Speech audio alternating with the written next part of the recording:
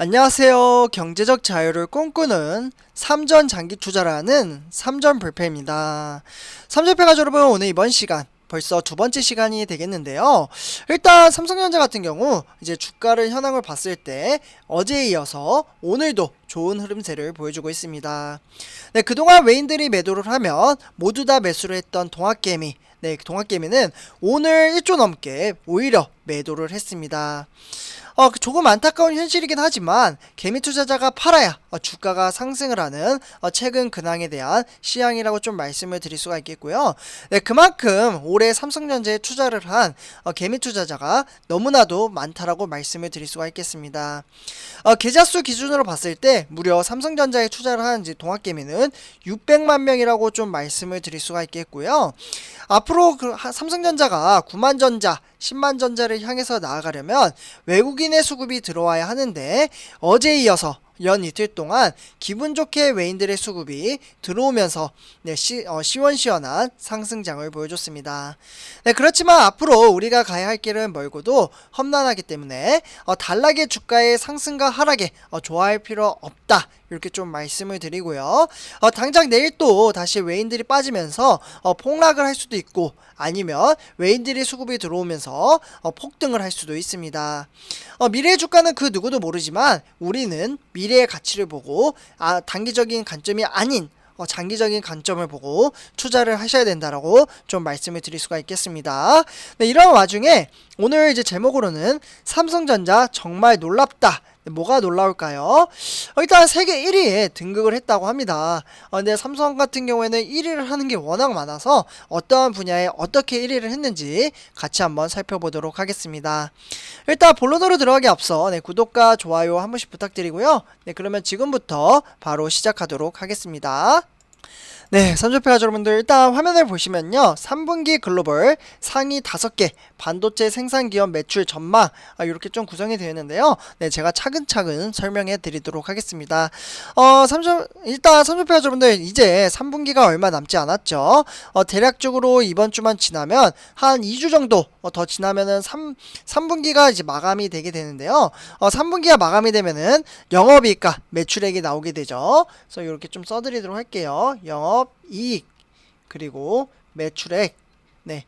그래서 일단은 지금 이런 와중에 삼성전자가 3분기 글로벌 반도체 시장에서 인텔을 두르고 1위 자리를 유지할 것이라는 좀 분석이 나오고 있습니다. 그래서 여기 순위표를 보시면은 1위부터 5위까지 구성이 되어 있고, 1위는 삼성, 2위는 인텔, 3위는 TSMC, 그리고 4위와 5위, 4위는 SK하이닉스, 5위는 마이크론, 이렇게 구성이 되어 있습니다.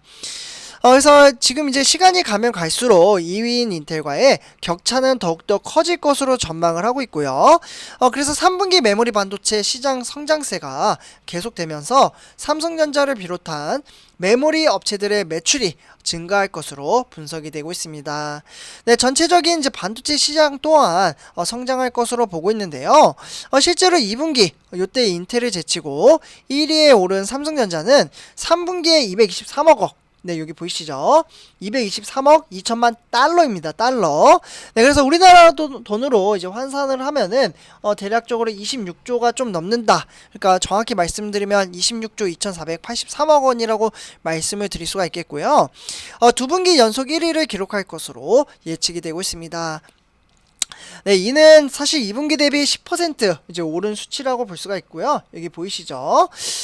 삼성전자 외에도 지금 SK하이닉스와 미국의 마이크론 주요 메모리 업체들도 전분기 대비 10% 이상 성장할 것으로 보고 있습니다. 네, SK하이닉스 10% 이상, 여기 보이시죠? 데이터를 통해서 마이크론도 10% 이상.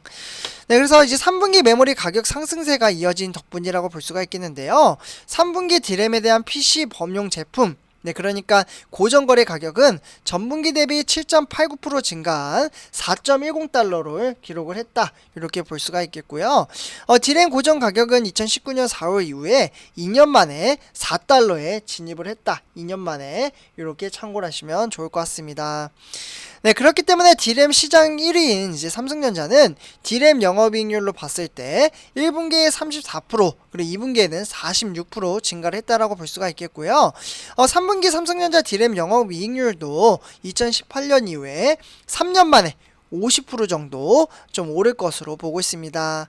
네, 그렇기 때문에 메모리 반도체의 또 다른 축인 낸드 플래시 고정가도 2018년 9월 이후에 약 3년 만에 최고치를 찍었다라고 볼 수가 있겠고, 그리고 낸드 플래시도 중요하잖아요. 낸드 플래시 이제 범용 제품 이제 고정 거래 가격은 지난 분기보다 무려 5.48%, 네, 5.48% 이제 오르면서 4.82달러를 기록을 했습니다. 네, 그렇기 때문에 반도체 기업 상위 15개 인텔만 유일하게 역성장한 회사라고 볼 수가 있겠죠. 인텔 마이너스 3%입니다. 그래서 이제 인텔 매출이 전분기 대비 이제 3% 정도 감소를 하면서 187억 8,500만 달러, 네, 이렇게 좀 이제 구성이 될 것으로 보고요. 우리나라 돈은 한 22조 정도가 됩니다. 그래서 한 4조 정도 차이가 나죠. 네, 이렇게 보시면요. 그래서 대만의 이제 파운드리 이제 반도체 위탁 생산 업체인 TSMC 같은 경우도 전일 대비 이제 11% 정도 이제 증가를 할 것으로 보고 있고요. 이제 147억 5천만 달러를 기록할 것으로 보고 있습니다.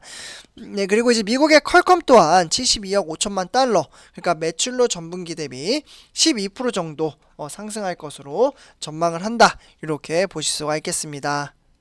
네, 그래서 최근에 이제 반도체주는 주춤하고 있지만 3분기 전체적인 시장은 성장할 것으로 좀 예상이 되고 있고요. 네, 그래서 3분기 세계 15대의 반도체 기업의 매출 총액은 1191억 네, 만 달러로 우리나라 돈으로는 140조 정도 구성이 될 것으로 보고 있습니다. 전분기 대비 한 7% 성장한 규모라고 좀 볼 수가 있겠고요. 글로벌 반도체 업계의 치열한 투자 경쟁도 이어지고 있습니다. 삼성과 인텔 그리고 TSMC 글로벌 선두를 달리고 있는 기업들이 앞다퉈 천문학적인 시설 투자 계획을 내놓은 데 이어서 시장 점유율을 끌어올리기 위한 인수나 합병, 그러니까 M&A가 되겠죠. 인수합병. 네, 그래서 이와 관련돼서도 급물살을 좀 타기 시작을 했다. 이렇게 볼 수가 있겠고, 반도체 지적도 이제 기술력을 선점하기 위해서 연구나 개발, 그러니까 R&D 투자도 한창 이어지고 있다라고 볼 수가 있겠습니다. 네, 특히 이제 올해 파운드리 재진출을 선언한 인텔 같은 경우에는 무려 이제 130조, 네, 정말 큰 돈이죠. 130조 이상의 투자 계획을 하겠다. 이렇게 공표를 하기도 했고요. 그리고 이제 파운드리 세계 1위와 2위인 TSMC와 삼성전자를 빠르게 추격하겠다라는 의지로 볼 수가 있겠습니다. 네, 그렇기 때문에 인텔은 아일랜드에 차량용 반도체 공장 두 곳을 짓겠다라고 발표를 했고요. 미국뿐만 아니라 유럽 시장을 공략하는 최근 품귀 현상이 일어나고 있는 차량용 반도체 중심으로 시장 점유율을 확대를 하겠다라고 계획을 가지고 있습니다. 네, 차량용 반도체 요즘 많이 문제가 되고 있죠. 글로벌 사이에서도. 그래서 요 기점으로 인텔이 치고 나가겠다. 이러한 전략을 구상을 하고 있습니다.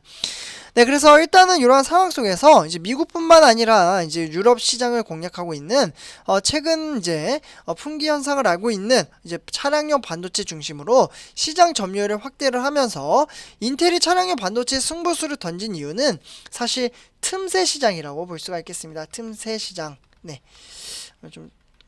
그래서 이제 반도체 업계 관계자에 따르면 이제 차량용 반도체 AI는 인공지능이잖아요. 그리고 이제 스마트폰용 이제 반도체보다 제조나 품질 관리가 훨씬 까다롭지만 수익률은 적어서 사업성이 떨어진다라고 볼 수가 있겠고, 그리고 삼성과 TSMC는 운영 중인 생산 라인에 이제 품목을 당장 바꾸기는 어렵다라고 보고 있습니다.